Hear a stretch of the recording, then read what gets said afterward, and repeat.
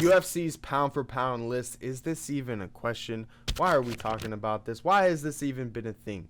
Islam Makhachev as number 1? Really? How? Please explain to me. The guy that almost lost to a featherweight, or the guy who went up to heavyweight and who had dominated at light heavyweight for fucking years, who hasn't even lost the fight? How is this even in question? I don't understand how we got to this point. How many people put Islam as number 1 when Jon Jones hasn't even lost the fight? Literally. And even went up to heavyweight.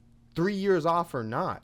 How many times have we seen him out due to inactivity, whether it's suspension, something he did, or whatever the case is, sitting out to bulk up to go to heavyweight? Doesn't matter. To say that Jon's not number 1, I mean, who are you watching? I know Islam is a great fighter, and I'm not trying to diminish that at all. Number 2 is a great spot behind Jon Jones. But you do have a loss on your record. Jon does not. Jon also went up and got another belt. You, in my opinion, lost to Alex Volkanovski at featherweight. In all seriousness, how can we say that you're number 1 pound for pound? After you beat him, you weren't even number 1 in pound for pound after that. He was. Like, let's be honest. The dude that lost was still number 1 in pound for pound. The people on the pound for pound list gave you the number 1 ranking because he came in on short notice. And then you got a head kick, and here we are. And I'm not trying to diminish anything or be disrespectful because, like, dude, the facts are the fact. You took your belt off a lightweight. You defended it twice against a featherweight. And then just now finally got a defense against a lightweight in Dustin Poirier.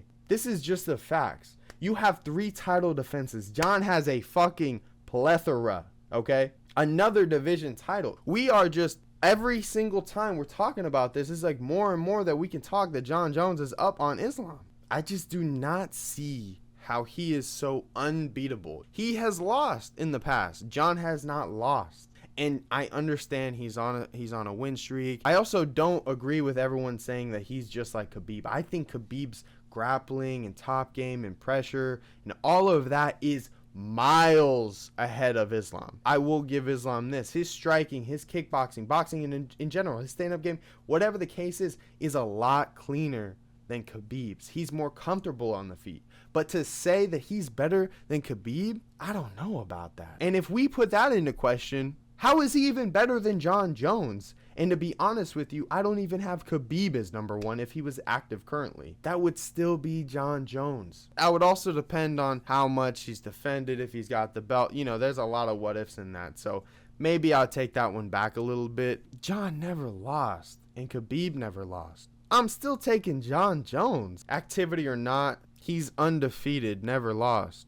Matt Hamill lost doesn't matter. We're not putting this into question. You guys can hate on the man for going against a 42-year-old, 41-year-old Stipe Miocic, who's a Golden Glove winner and D1 wrestler, who's a fucking absolute beast, who was way lighter in his second Francis fight than in his first Francis fight. And I'm not saying that's the reason he got knocked out. I mean, Francis, one of the hardest hitters of all fucking time. So there's a reason. But to say that Stipe is washed and it's over and move on, I mean, that's absolutely absurd. What heavyweight do you know has just lost their power? It's not that he can't be competitive in this. That's absolutely absurd to say. The trilogy with DC, the second fight with Francis, he was competitive as fuck. He would have had the trilogy with Francis had Francis not gone to PFL. This is the man that was not afraid to take on the Predator at the time of his highest moment after his Alistair Overeem KO. I really do not understand the casuals and the hatred towards Stipe Miocic.